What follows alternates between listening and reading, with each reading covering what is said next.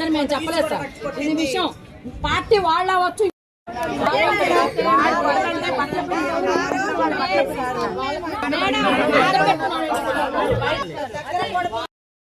ఇప్పుడు వీడియోలు చూసి వచ్చిన వాళ్ళే మరి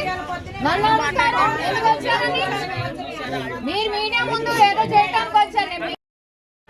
2 సార్లు చెప్పారు మేడం సార్ తో, సిఐ గారు మాకు హెల్ప్ చేశారండి, ప్లీజ్ ఆయన చూడండి అని చెప్పారు. ఏం అవసరం అండి, సిఐ ఏం చేయలేదు, మాకు హెల్ప్ చేశారు, ఆయనకి ఇదవకుండా చూడండి అని చెప్పారు. ప్లస్ నేను అక్కడ ఉన్నాను, చెప్పాల్సిన అవసరం ఏంటండి? మీరు వచ్చి ఇక్కడ ఇష్యూ చేయడానికి అనవసరం కాకపోతే అవమానం జరిగింది, అందరం ఫీల్ అవుతున్నాం. జరిగిందా లేదా? ఫీల్ అవుతున్నాం. I know she's a lawyer. I know her from before. I know her now also. Okay. So please don't talk. You want me to get the son here and tell?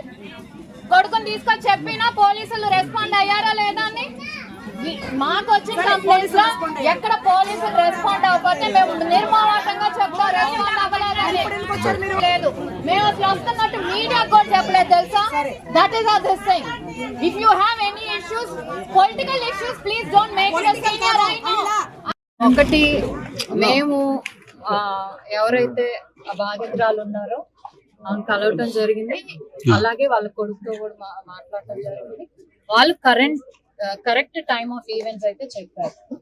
16th మధ్యాహ్నం ఏదైతే చిన్న గొడవ జరిగింది, వాళ్ళు వెంటనే స్టేషన్కి వెళ్ళారు, SI గారితో మాట్లాడారు.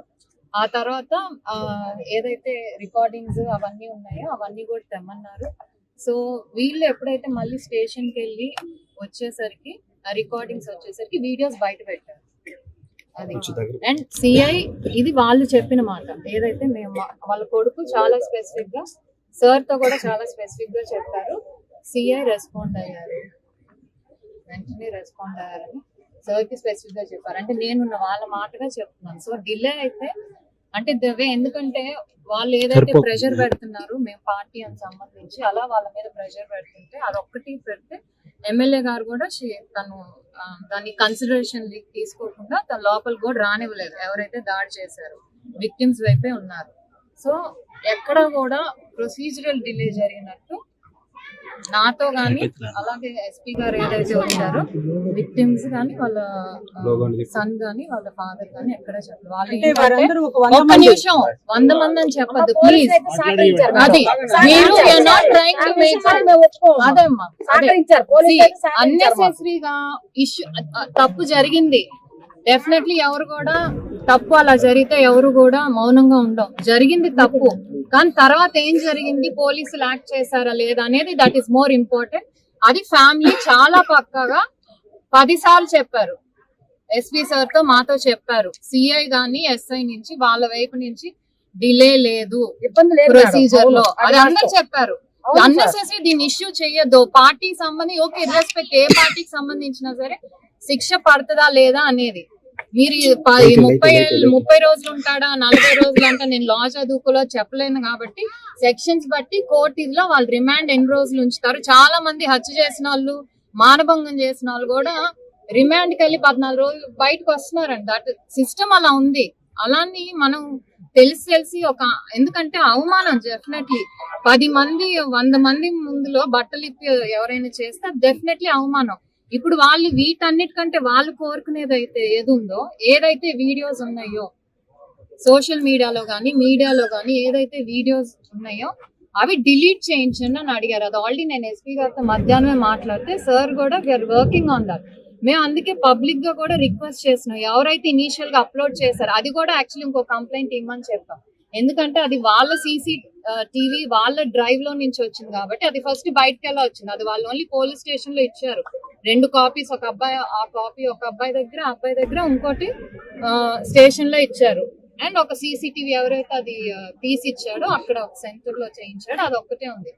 సో అవమానం జరిగింది నిజం, కానీ దాన్ని ఇంకా మనం 10 మందికి షేర్ చేస్తూ 100 మందికి షేర్ చేస్తూ వాట్సాప్ లో సోషల్ మీడియాలో తిప్పటం అనేది చాలా తప్పు. వాళ్ళ రిక్వెస్ట్ ఒకటే, ఆ వీడియో ఏదైతే ఉందో డిలీట్ చేయండి. ఎవరైతే దాన్ని అప్లోడ్ చేశారో వాళ్ళ వైపు నుంచి మేము కోరుకుంటున్నాం, please delete that video. WhatsApp లో ఎవరైనా షేర్ చేసినా కూడా వాట్సాప్ అడ్మిన్స్ వెంటనే డిలీట్ చేయండి. ఆర్ ప్లీజ్ ఫార్వర్డ్, ఎవరైతే అది ఫార్వర్డ్ చేస్తున్నారో ఆ కంప్లైంట్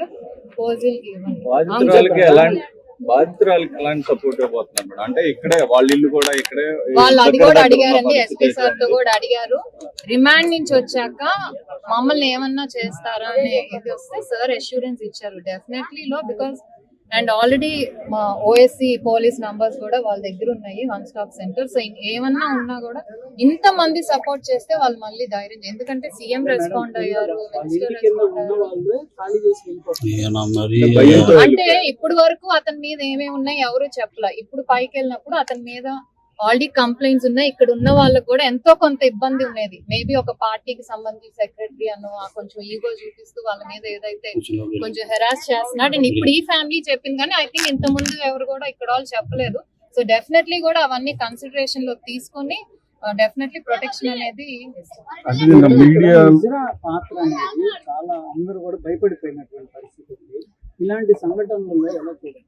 ఇది యాక్చువల్లీ నేను ఏదైతే ఈ స్టేట్ మొత్తానికి హిజ్రా ట్రాన్స్జెండర్స్ కి కొంచెం ఒక హెడ్ లాగా ఉన్నారో వాళ్ళతో ఆల్రెడీ మాట్లాడటం జరిగింది. నేను వచ్చేటప్పుడు ఇక్కడికి వచ్చే ముందు నేను చెప్పాను, మీరు ఒక్కరు చేసిన దాని వల్ల మొత్తం కమ్యూనిటీకి చెడ్డ పేరు వస్తుంది. అంటే వాళ్ళు ఆల్రెడీ చెప్పారు, గుంటూరు విజయవాడ వాళ్ళు నిన్న ఆల్రెడీ ప్రెస్ మీట్ పెట్టి ఏదైతే ఇక్కడ ఉన్న ట్రాన్స్జెండర్ అది మేము ఖండించాము.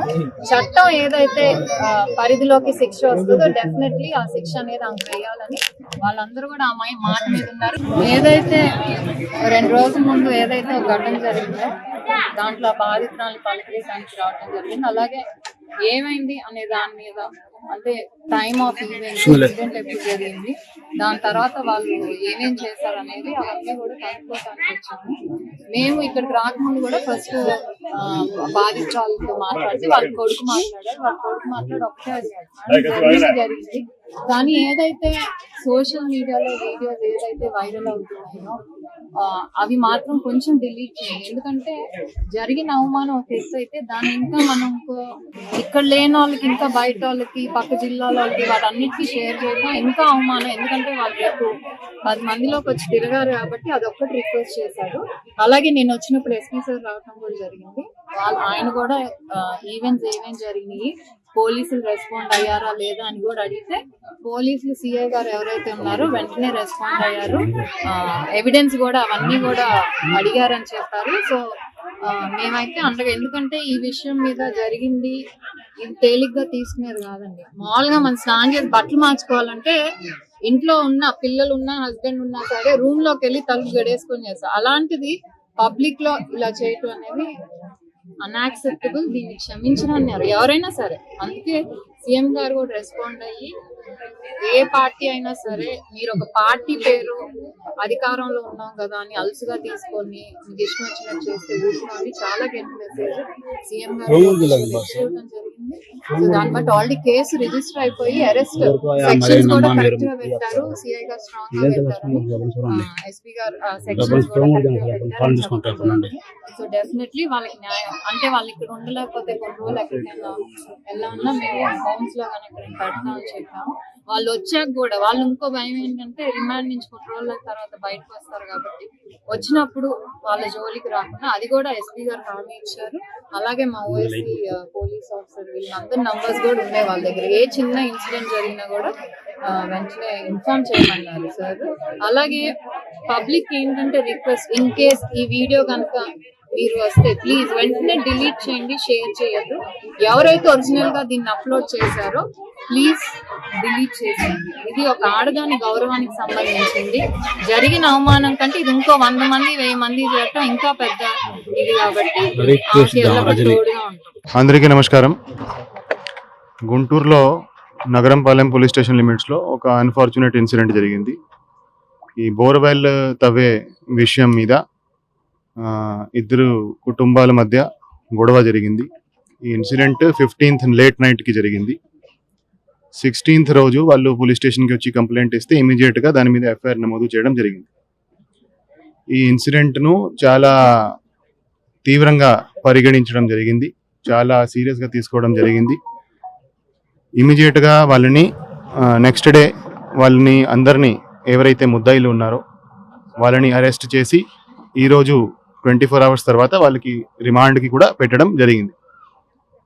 సో ఏదైతే ఈ 16th రోజు కేసు నమోదు చేసినాక ఏదైతే దీనికి ప్రూఫ్స్ ఉన్నాయో ఈ సీసీటీవీ ఫుటేజ్ ఉన్నాయి, ఇవన్నీ ప్రక్యూర్ చేసినాక అంతా రికార్డ్ ప్రిపేర్ చేసినాక ముద్దాయిలని 9 మెంబర్స్ని మల్లేలమూర్తి ఎవరైతే ఉన్నారో వార్డు సెక్రటరీ వాళ్ళ కుటుంబాన్ని ఎవరైతే దాంట్లో ఈమె మీద ఈ లేడీ మీద అటాక్ చేయడం జరిగిందో వాళ్ళందరినీ అరెస్ట్ చేసి ఈరోజు రిమాండ్కి పెట్టడం జరిగింది. నిన్న సాయంత్రమే వాళ్ళని అరెస్ట్ చేయడం జరిగింది.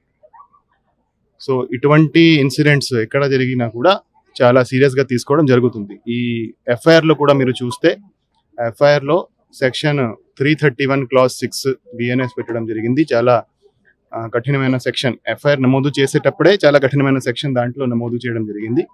దాంట్లో 14 years వరకు పనిష్మెంట్ ఉన్న సెక్షన్. సో స్టార్టింగ్ నుంచే ఈ ఇన్సిడెంట్ని చాలా సీరియస్గా తీసుకొని దాని మీద ప్రాపర్ ఇన్వెస్టిగేషన్ చేసి వాళ్ళని అరెస్ట్ చేసి రిమాండ్కి కూడా ఈరోజు పంపించడం జరిగింది. సో ఇటువంటి ఎక్కడ జరిగినా ఎవరైనా సరే వాళ్ళ మీద చట్టపరంగా కఠినమైన చర్యలు తీసుకోవడం జరుగుతుంది. అది ఏదైనా పార్టీ ఏదైనా ఉండొచ్చు, వాళ్ళు ఎవరైనా ఉండొచ్చు. సో అందరి మీద సమానంగా చట్టం దాని పని చేస్తా పోతుంది. అది అందరికీ మేము తెలియజేస్తున్నాము. మహిళల మీద ఎక్కడ నేరం జరిగినా, ఏం ఇన్సిడెంట్ జరిగినా చాలా సీరియస్గా ఇమీడియట్గా స్పందించి ప్రభుత్వం అన్ని రకాల యాక్షన్ తీసుకోవడం జరుగుతుంది. అదేవిధంగా కుటుంబాన్ని కూడా ఈరోజు పరామర్శించడం జరిగింది. సో వాళ్ళకి భరోసా ఇవ్వడం జరిగింది. ఎటువంటి వాళ్ళకి హెల్ప్ కావాలంటే ఏమైనా ఉందంటే మేము ఖచ్చితంగా వాళ్ళకి అండగా ఉంటాము. తర్వాత కూడా ఈ కేసులో ఖచ్చితంగా శిక్ష పడేటట్టు మేము అన్ని చర్యలు తీసుకోవడం జరుగుతుంది. Thank you. సో ఈ కేసులో ఇన్స్పెక్టర్ నగరంపాలెం కొంత డిలే చేశారని కొన్ని ఆరోపణలు ఉన్నాయి. ఆ ఆరోపణలు